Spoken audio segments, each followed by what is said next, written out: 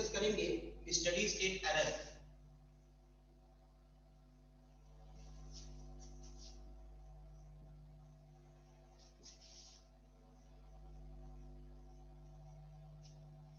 Steady state error.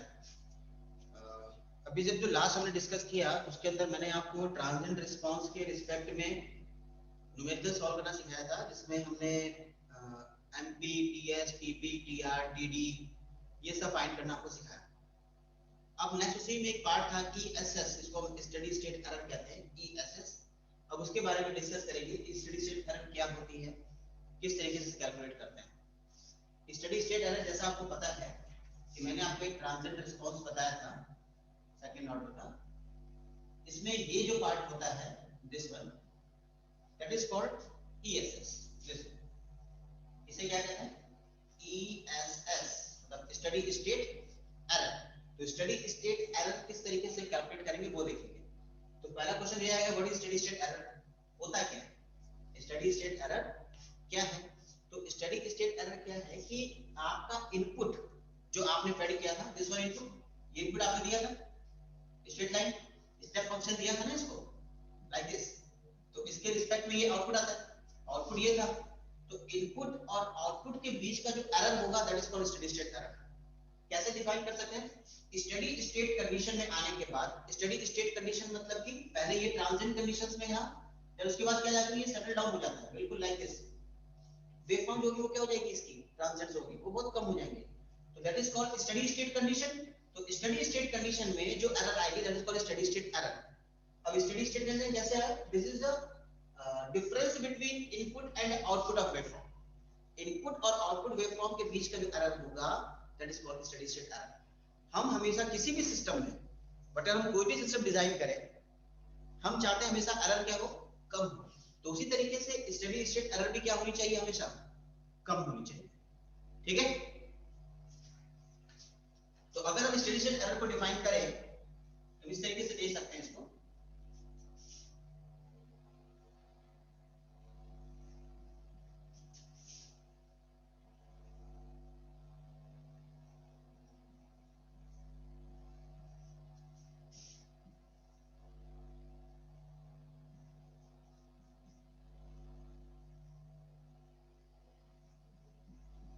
अगर ये आपका एक ब्लॉक डायग्राम है, इसमें इनपुट ये है, आउटपुट ये हो गया, दिस इज ट्रांसफर फंक्शन, और ये फीडबैक हो गया, माइनस पॉजिटिव।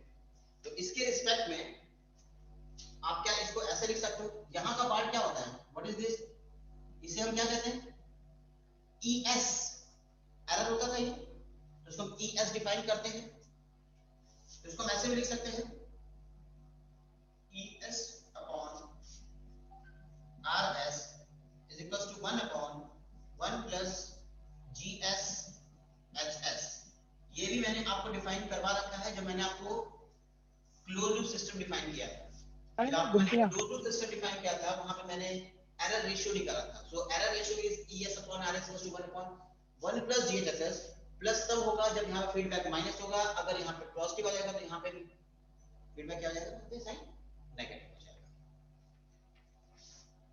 अगर इसको देखा जाए तो यहां से अगर मैं एरर निकालना चाहूं तो क्या मैं इसको ऐसे लिख सकता हूं, ES बराबर RS upon 1 plus GS HS, इस तरीके से लिख सकते हैं, simple.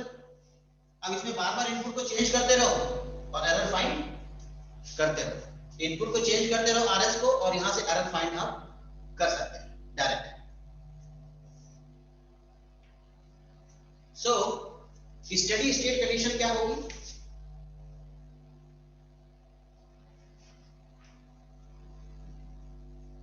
Steady state condition will be calculated by final value theorem। अभी आपने यहां पे क्या निकाला, दिस इज एरर रेशियो, है ना, ये एरर रेशियो है, दिस इज ES। अगर मुझे स्टडी स्टेट कंडीशन निकालनी है तो स्टडी ये एरर रेशियो है दिस वन, तो यहाँ से एरर निकली। अगर आपको स्टेडी स्टेट कंडीशन निकालनी है तो क्या करना पड़ेगा, steady state condition will be calculated by final value theorem. तो अगर आपने सर्किट पढ़ी है तो सर्किट में फाइनल वैल्यू थ्योरम आपने पढ़ा होगा। फाइनल वैल्यू थ्योरम का मतलब क्या होता है, लिमिट जो भी होती है वो t टेंड्स टू क्या होगी, इंफिनिटी। तो इसके रिस्पेक्ट में जो हम फॉर्मूला डिस्कस करेंगे स्टेडी स्टेट एरर का, this is ESS limit t tends to infinity ET, like this. This is final value theorem, t tends to infinity in the terms of t time domain में, ठीक है।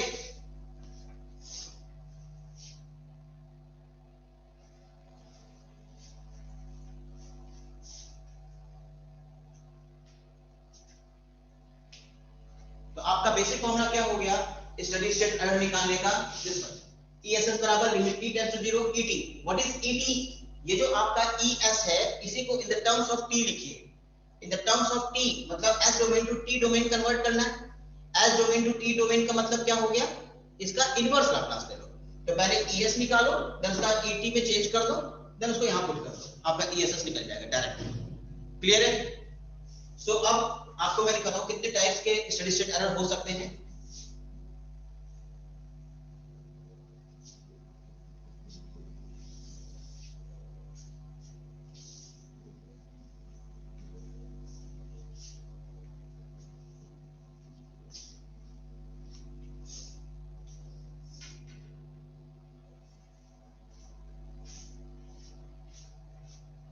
First is static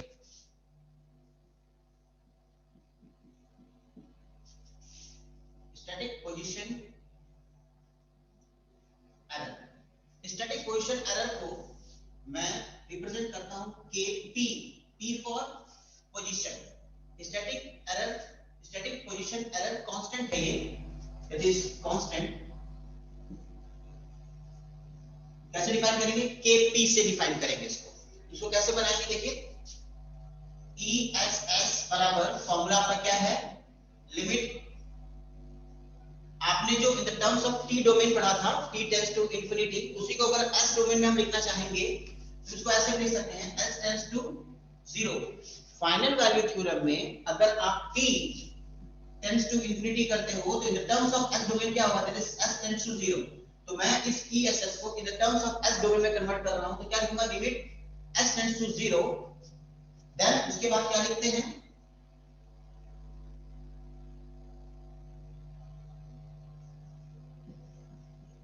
RS upon 1 plus GS HS into S। क्या किया, simple, अगर आपने ESS को define किया था limit t tends to infinity ET, तो इसी को in the terms of s domain कैसे लिख सकते हैं, ESS is equal to limit s tends to 0 s dot ES। ठीक है, ये दोनों ही सेम चीज है, nothing but difference between this and this. बस डिफरेंस क्या है कि ये टाइम डोमेन में है और ये s डोमेन में है। तो मैंने यहाँ पे क्या निकाला, static position error constant KP का फॉर्मूला मैं डिराइव करना चाह रहा हूं। तो वहां पे मैंने क्या फॉर्मूला लिखा, ESS बराबर limit s tends to 0 s into this one. ये क्या है, RS अपॉन 1 प्लस JSS क्या है, ये ES की वैल्यू ही है ना। अभी थोड़ी देर पहले मैंने आपको ES को डिफाइन किया था। तो what is ES, ES is equal to RS upon 1 plus JSS और limit s tends to 0 into s, like this. और मैंने केस के लिए पुट कर दिया। क्लियर है?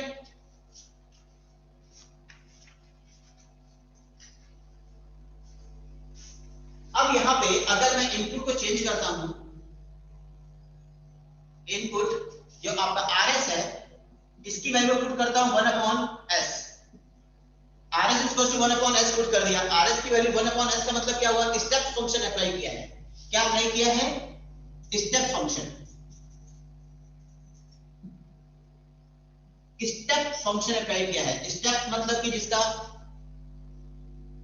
टाइम रिस्पांस जो बनाते हैं वो क्या आता है? t is equal to for value of 0 greater than 1 then क्या करते हैं? That is value is 1। तो यहां पे स्टेप फंक्शन अप्लाई किया तो क्या अब इसको यहां पुट कर सकते हैं डायरेक्ट rs की जगह? इसको पुट कीजिए ऊपर तो क्या आएगा? Limit s tends to 0 s into 1 upon s into 1 upon s upon 1 plus gs hs। तो ये दोनों कट गए तो क्या निकल के आया यहां से? ess is equals to limit s tends to 0 1 upon 1 plus gs hs।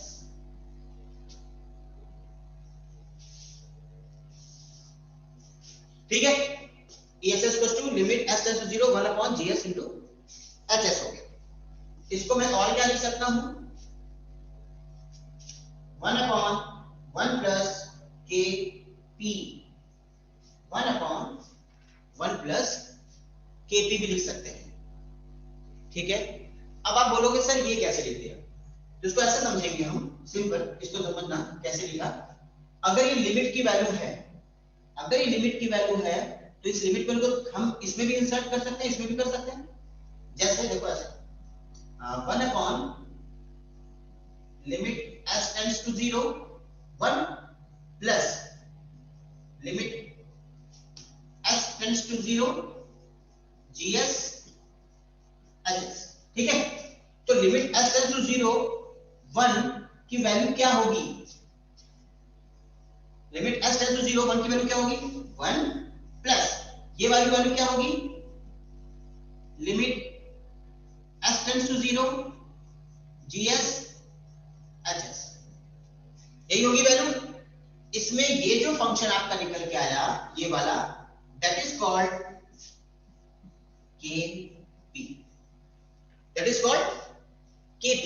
so what is kp? kp is limit s tends to 0 gs into hs। Simple. kp की वैल्यू क्या हुई? Limit s tends to 0 gs into hs। अगर मैं kp की value define करना चाहूं तो मैं क्या लिखूंगा? kp is equals to limit s tends to 0 gs into hs। यहां से ये कैसे हुआ? मैंने इस चीज को डायरेक्ट यहां लिख दिया।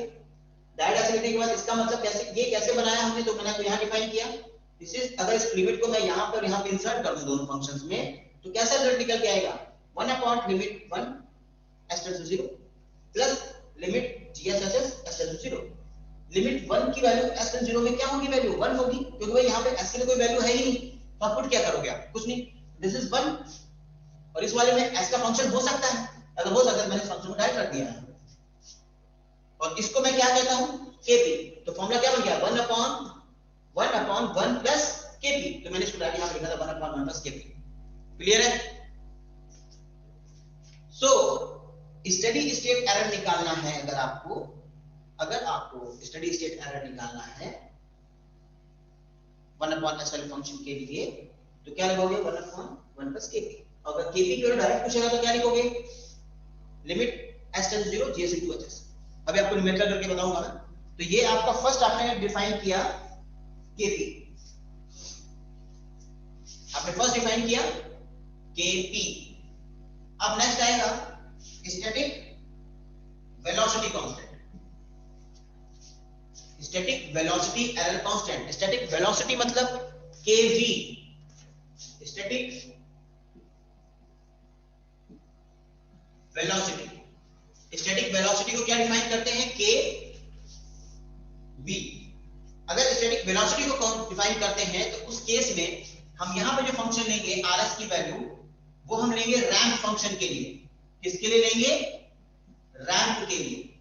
अगर आपने रैंप फंक्शन लिया तो इसका रिस्पांस क्या होता है? 1 अपॉन s स्क्वायर। तो 1 अपॉन s स्क्वायर आप यहां पुट करोगे तो यहां पे क्या हो जाएगा? Value s square. तो एक s से कट गया तो यहां पे बचा क्या? यहां पे क्या बचेगा ऊपर?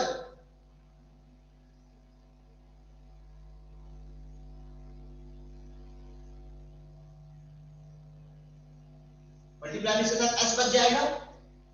इसको लिए हम क्या लिखेंगे, देखो समझना है।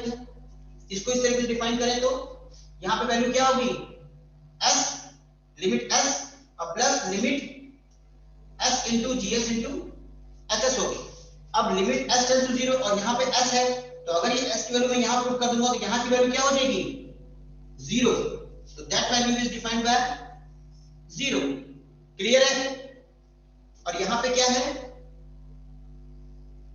ऐसा है क्योंकि लिमिट s जीएसएसएस है और यहाँ भी क्या है, लिमिट s जीएसएसएस है, s टेंड्स टू 0 है, तो इसकी वैल्यू क्या होनी चाहिए।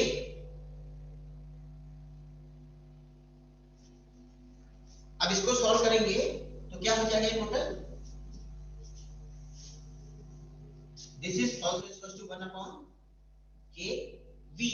तो kv की वैल्यू क्या हुई, limit s tends to 0 s gs hs, limit s tends to 0 gs into hs।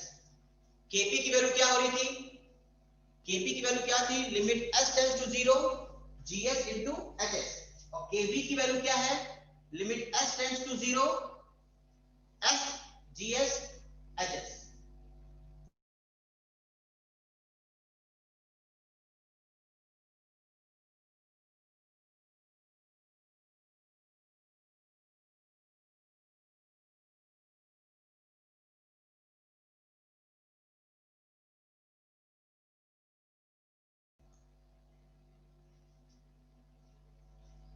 इस तरीके से हम अब नेक्स्ट डिफाइन करेंगे। आपको मैंने केपी बता दिया, केवी बता दिया, अब नेक्स्ट आएगा के ए। के ए मींस क्या होता है, static acceleration error constant, acceleration error constant, जिसको मैं केवी के ए से डिफाइन करूंगा, के ए से। अगर आप इसको डिफाइन करना चाहते हैं तो वहां पे आप क्या रखोगे इनपुट में, पैराबोलिक फंक्शन। पैराबोलिक में क्या हो जाएगा, यहाँ पे s क्यूब हो जाएगा, ये हो जाएगा s क्यूब, तो यहाँ पे क्या आएगा s स्क्वायर। अगर ये हो गया तो ये पे क्या हो जाएगा s स्क्वायर। तो यहाँ पे वैल्यू क्या आएगी, 0 ही आएगी, क्योंकि s टेंड्स टू 0 है, s स्क्वायर होगा तो भी वैल्यू 0 हो जाएगी। तो यहाँ का फॉर्मूला क्या बन के आ गया, like this, limit s tends to 0 s square gs into hs। तो this is called K A. तो इस तरीके से तीनों की इक्वेशन आप डिफाइन कर सकते हैं, केपी केवी एंड केए।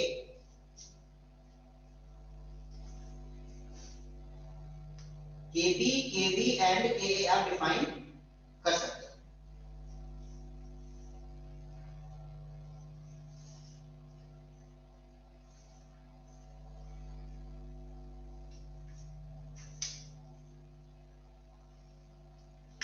नेक्स्ट टॉपिक देखिए इसी में,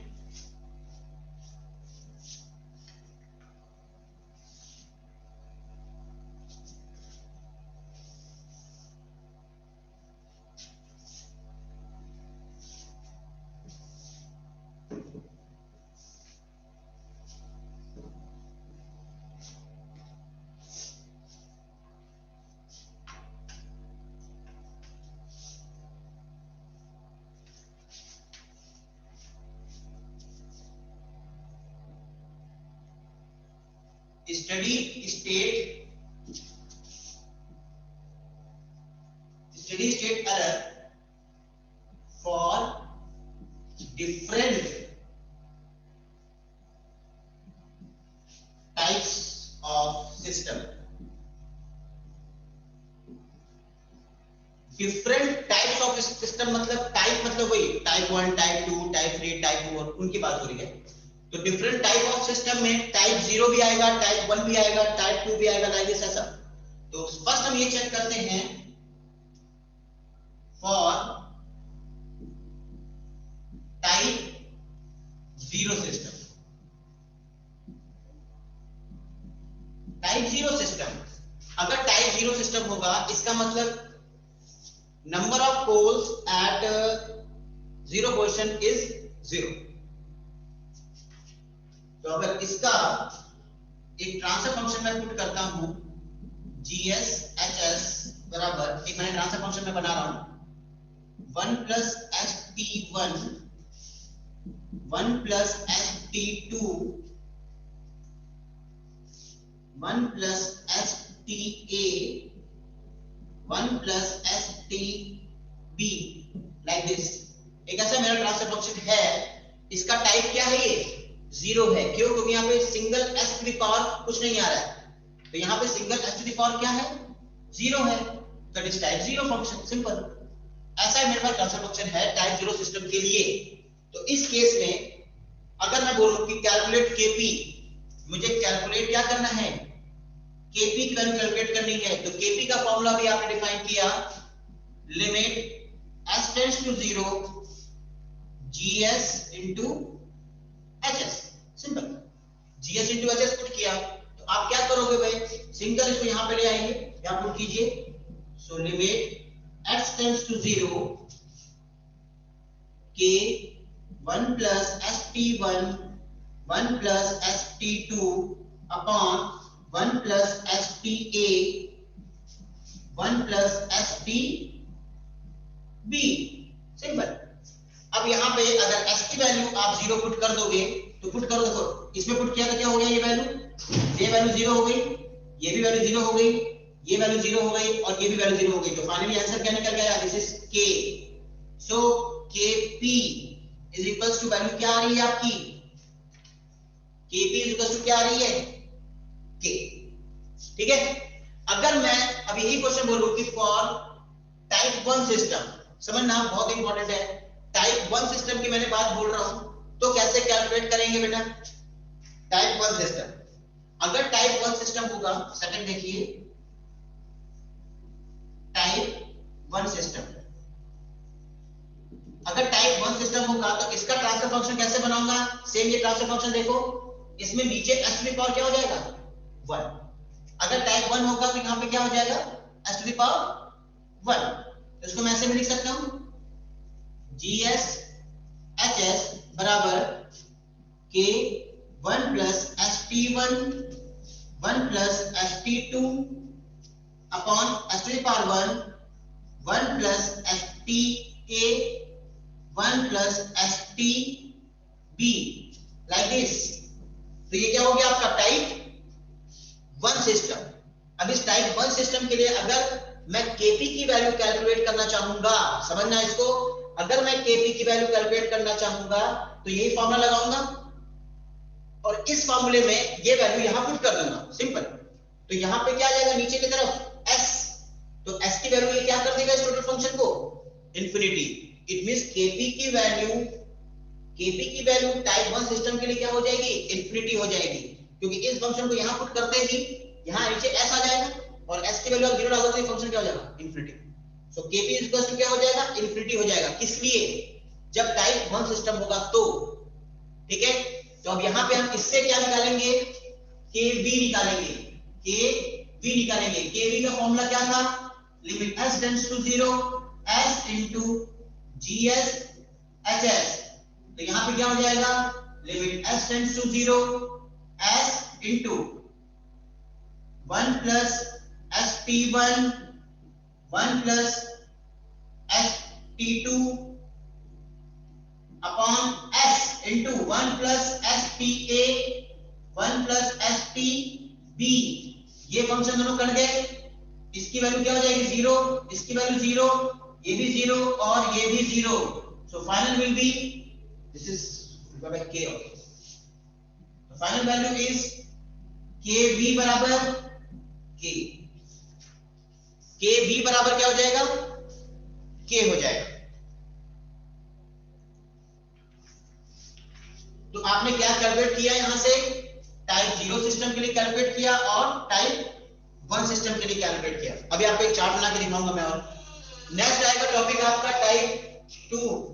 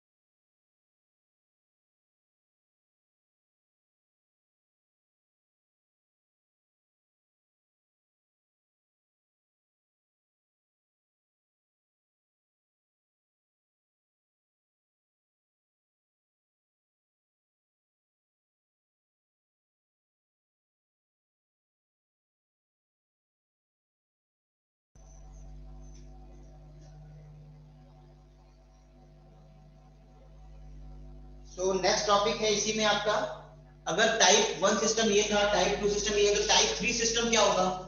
देखो टाइप 3 सिस्टम के लिए क्या करें, यहाँ पे पावर कितनी आ जाएगी? टाइप 3 सिस्टम के लिए, सॉरी टाइप 1, टाइप 2 सिस्टम के लिए क्या हो जाएगा पावर? स्क्वायर होते ही अब ये फंक्शन बन जाएगा। अब इसके रिस्पेक्ट में आप क्या निकालोगे?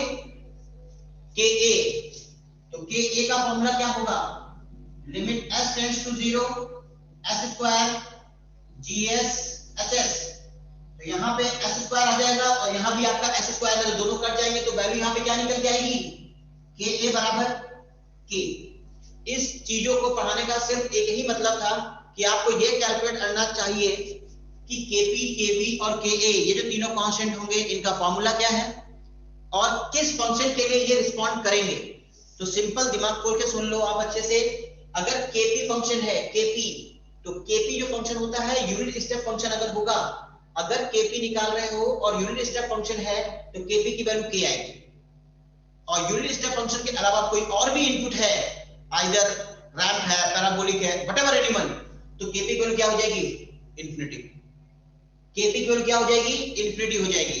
उसी तरीके से केवी, केवी की वैल्यू आपने निकाली, केवी इक्वल टू के, कब? जब फंक्शन क्या था? टाइप क्या था? टाइप 1। तो टाइप 1 के लिए केवी की वैल्यू के होगी और बाकी सभी वैल्यूज के लिए, बाकी सभी के लिए क्या हो जाएगा? ये इन्फिनिटी। उसी तरीके से के ए, टाइप 2 सिस्टम, तो टाइप 2 सिस्टम के लिए के ए की वैल्यू के होगी और बाकी सभी के लिए क्या हो जाएगा? इन्फिनिटी। ठीक है, अब मैं आपको एक चार्ट बना रहा हूं, उस चार्ट से आप समझ जाओगे क्लियर कहानी पूरी क्या है।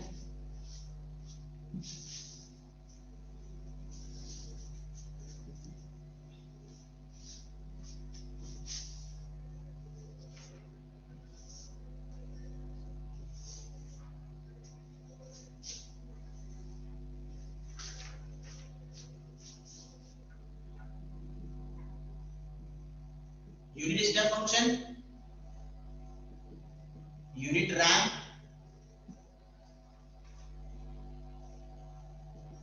और यूनिट पैराबोलिक। अगर ये तीनों स्टेप फंक्शन मैंने आपके लिए थे,